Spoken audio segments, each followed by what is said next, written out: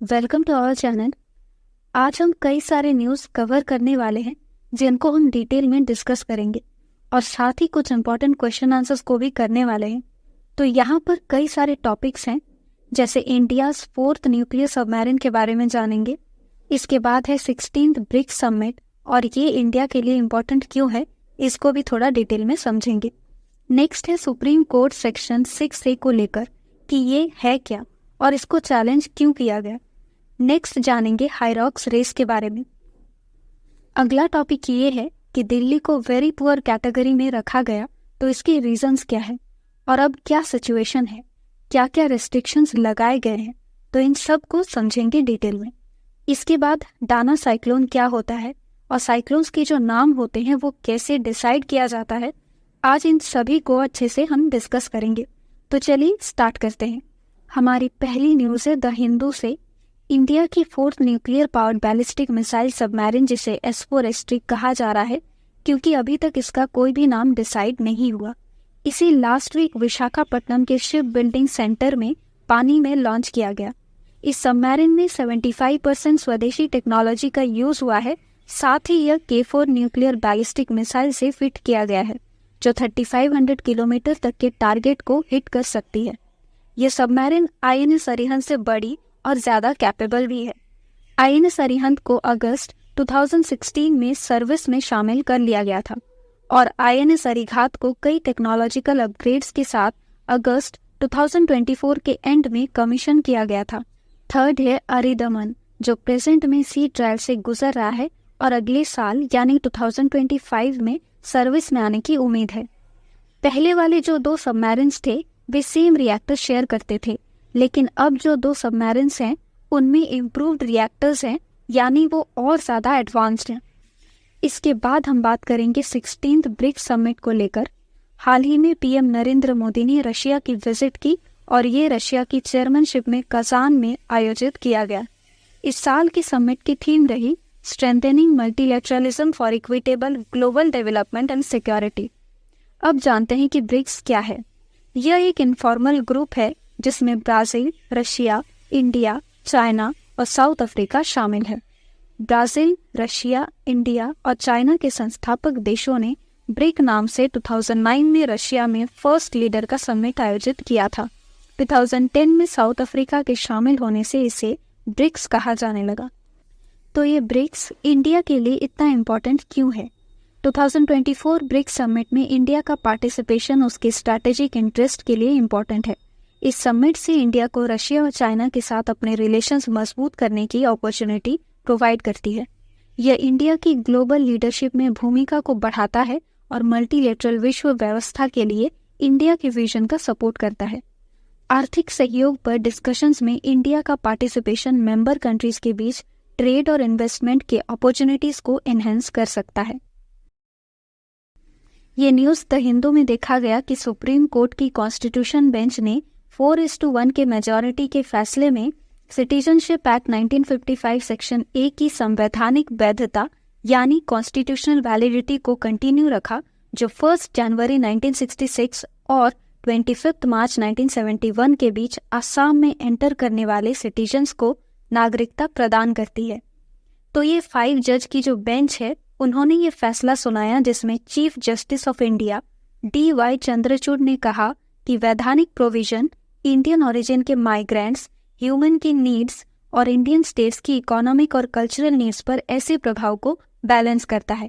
लेकिन जो एक जज इसके अगेंस्ट रहे, जस्टिस JB पार्डीवाला, इनका कहना था कि सेक्शन 6A अनकॉन्स्टिट्यूशनल है क्योंकि यह प्रोविजन उस प्रॉब्लम को सॉल्व करने में इनफ इफेक्टिव नहीं रहा जिसके लिए इसे अपनाया गया था। यह अपनी एप्लीकेबिलिटी के लिए कोई टाइम लिमिट निर्धारित न करके असम में इलीगल माइग्रेंट्स को और ज़्यादा बढ़ावा देती है, इसलिए इसे रद्द किया जाना चाहिए। आइए जानते हैं सेक्शन 6A क्या निर्धारित करती है। ये एक स्पेशल प्रोविजन है जिसे 1955 के एक्ट में आसाम अकॉर्ड यानी समझौता नाम के मेमोरेंडम ऑफ सेटलमेंट को आगे बढ़ाने के लिए शामिल किया गया था, जिसे 1971 में इंडिया पाकिस्तान वॉर के बाद इमीडिएटली राजीव गांधी सरकार द्वारा आसाम मूवमेंट के रिप्रेजेंटेटिव्स के साथ 15 अगस्त 1985 को साइन किया गया था। इसके अकॉर्डिंग 1 जनवरी 1966 से पहले आसाम में एंटर करने वाले और राज्य में सामान्य रूप से निवासी रहे विदेशियों को इंडियन सिटीजन्स के सभी राइट्स और रिस्पॉन्सिबिलिटीज प्राप्त होंगे। 1 जनवरी 1966 और 25 मार्च 1971 के बीच राज्य में एंटर करने वालों को भी वही राइट्स और रिस्पॉन्सिबिलिटीज प्राप्त होंगे, एक्सेप्ट ये कि वे 10 साल तक वोट नहीं कर सकते।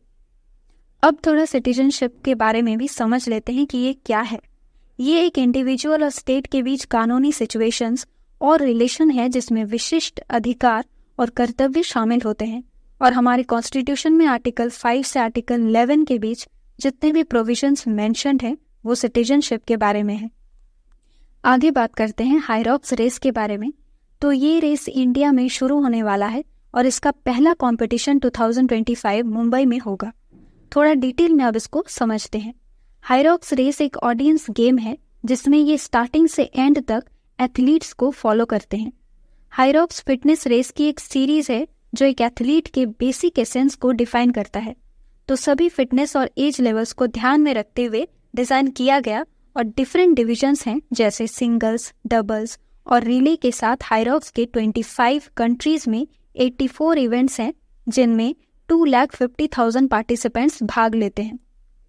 17 अक्टूबर को इंडिया जो है वो एशिया पैसिफिक रीजन में हाईरॉक्स लॉन्च करने वाला 7th कंट्री बन गया। इसी के साथ इस रेस में 8 फंक्शनल वर्कआउट शामिल हैं, including farmers carry, rowing, burpees, ball throws, sled pull. Next news है कि दिल्ली वेरी पुअर कैटेगरी में पहुंच चुकी थी, लेकिन वेदर की वजह से एयर क्वालिटी में इम्प्रूवमेंट हुआ है।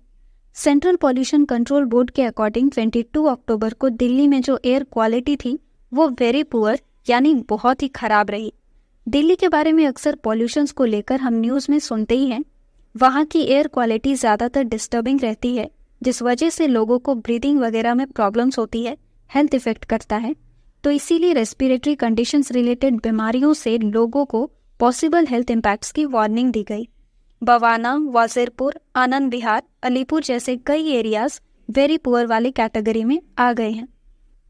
उप समिति ने ये डिसीजन लिया कि वेरी पुअर एयर क्वालिटी के लिए ग्रैप यानी ग्रेडेड रिस्पॉन्स एक्शन प्लान के स्टेज 2 के तहत सभी एक्शंस को एनसीआर रिलेटेड एजेंसीज द्वारा इम्प्लीमेंट किया जाना चाहिए। इसमें शामिल है आइडेंटिफाइड रोड्स पर डेली वैक्यूम स्वीपिंग और पानी का छिड़काव किया जाना चाहिए। सिटीजन्स को पब्लिक ट्रांसपोर्ट का यूज़ करना होगा, पर्सनल व्हीकल्स का यूज़ कम से कम यूज़ करें और अपने व्हीकल्स में रेगुलर रूप से एयर फिल्टर बदलने की रिक्वेस्ट की है। साथ ही जो डस्ट जनरेटिंग एक्टिविटीज़ हैं और बायोमास को ओपन एरिया में जलाने से बचने की भी एडवाइस दी गई। डाटा के अकॉर्डिंग 21 अक्टूबर को दिल्ली का AQI यानी एयर क्वालिटी इंडेक्स पूरे दिन 300 के अराउंड रहा और शाम को 310 रिकॉर्ड किया गया, जो वेरी पुअर कैटेगरी में आता है। इसके बाद 26 अक्टूबर को वेदर कंडीशंस के कारण AQI में इम्प्रूवमेंट तो हुआ, पर उसके बाद भी ये पुअर कैटेगरी में रहा और अगले 2-3 दिनों में पॉल्यूशन का लेवल फिर से बढ़ने के चांसेस हैं और 31 अक्टूबर तक AQI 400 तक पहुंचने की भी उम्मीद है। अब बात करते हैं ग्रेप स्टेज 2 क्या है। ग्रेप स्टेज 1 15 अक्टूबर को इम्प्लीमेंट किया गया था। तो ग्रेप यानी graded response action plan conditions की गंभीरता के अकॉर्डिंग दिल्ली NCR एरिया में एयर पॉल्यूशन के इश्यूज को संबोधित करने के लिए एक स्ट्रक्चर्ड अप्रोच के रूप में काम करता है। ग्रेप को एयर क्वालिटी के 4 स्टेजेस में डिवाइड किया गया है। स्टेज 1 में 201 से 300 के बीच AQI को पुअर कंसिडर किया जाता है। स्टेज 2 में 301 से 400 जो वेरी पुअर है। स्टेज 3 में 401 से 500 जो सीवियर यानी गंभीर है। स्टेज 4 में 450 से ज़्यादा यानी सीवियर प्लस कैटेगरी में है। अब जानते हैं कि ग्रेप स्टेज 2 लागू होने के बाद दिल्ली में क्या रेस्ट्रिक्शंस लगाए गए। जैसे इमरजेंसी और जो भी एसेंशियल सर्विसेज हैं, इन सभी को छोड़कर hotel, restaurant, use of coal and firewood इन पर बैन लगाया गया। आगे बढ़ते हैं।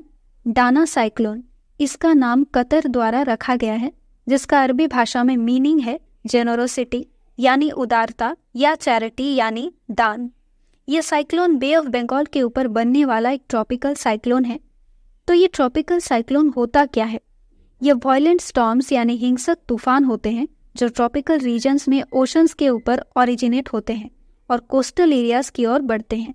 यह विश्व की सबसे भयानक नेचुरल डिजास्टर्स में से एक है।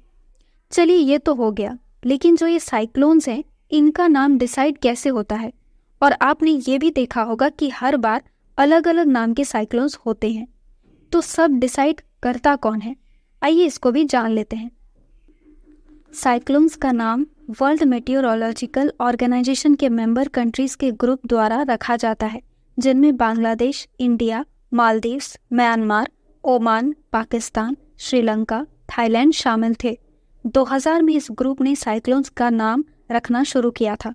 इस सिस्टम के अकॉर्डिंग सभी मेंबर कंट्रीज अपने सजेशंस WMO पैनल को भेजते हैं, जो बाद में नामों के साथ ट्रॉपिकल साइक्लोन्स की लिस्ट को अंतिम रूप देता है।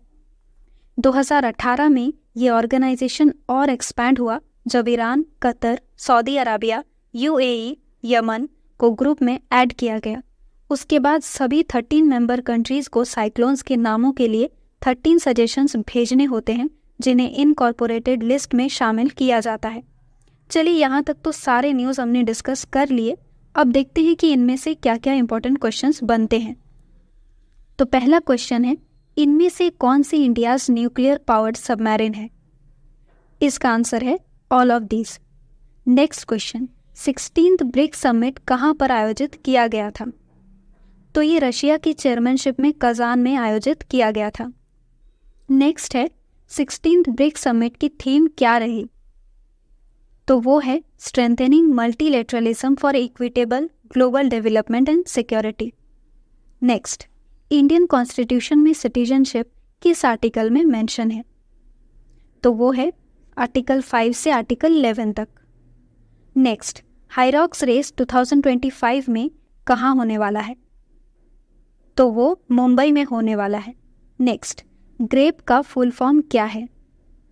तो उसका फुल फॉर्म है graded response action plan. Next, Dana cyclone का नाम किसके द्वारा रखा गया है? तो ये नाम कतर ने रखा है।